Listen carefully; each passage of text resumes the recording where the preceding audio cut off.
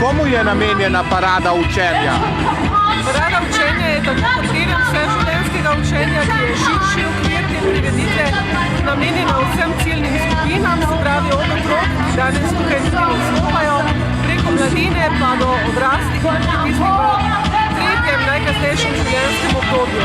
Tukaj so stojnice, ki prikazujejo različne možnosti formalnega, neformalnega in tudi priložnostnega učenja, številni odrski nastopi, ki to manifestirajo, naš je pa nažalost pregnal večino teh ustvarjalnic, delavnic, v katerih lahko ljudje, obiskovalci sami preizkusijo določene in pridobijo določene veščine.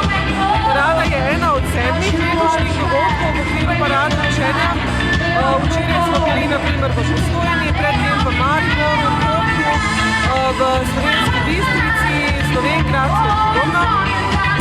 Projekt sofinancira Evropska komisija, ki želi svojo strategijo na področju izobraževanja odraslih približati ljudem. V Sloveniji smo ta projekt zasnovali 8.